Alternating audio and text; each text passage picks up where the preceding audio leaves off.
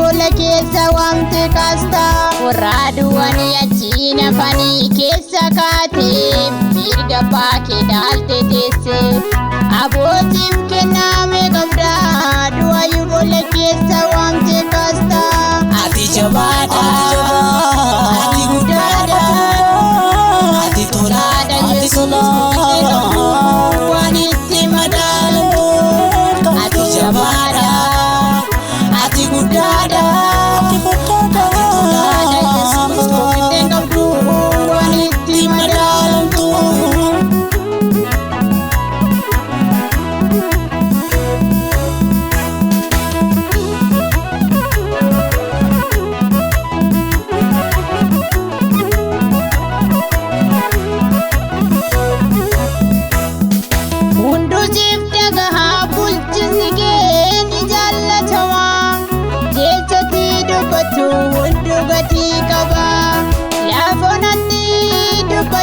Bishaan burqisiifte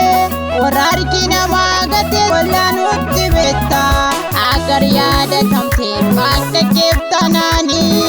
hundusiif dhagahaa bulchisni kee ni jaallatama jechatti dubbattu hundu gatii qaba laafonatti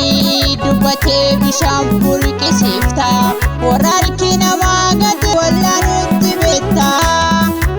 agar yaadatamte akka keeftanaanii ati jabaadha ati guddaadha ati tolaadha Yesuus waan itti madaalamtu ati jabaadha ati guddaadha ati tolaadha Yesuus ittiin qabdu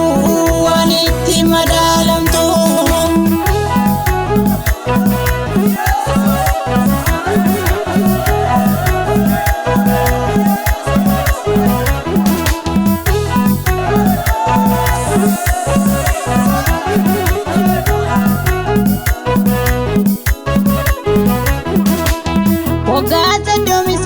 Kanjise gargara bishaanii situu faayisee malee nuti wallaane isaanii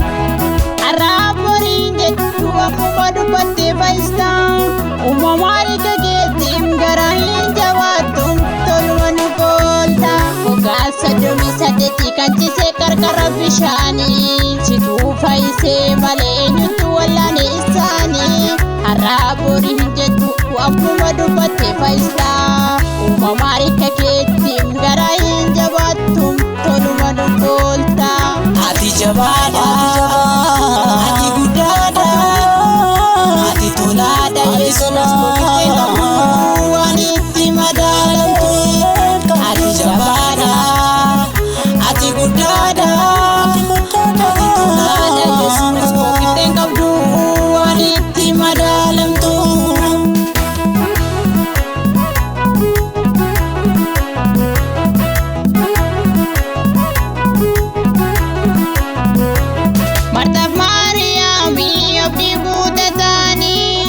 Obboleessa isaanii of biraa dhabaanii eenyutu itti yaada ati kana goota du'aa burbulee bola keessa kaasta.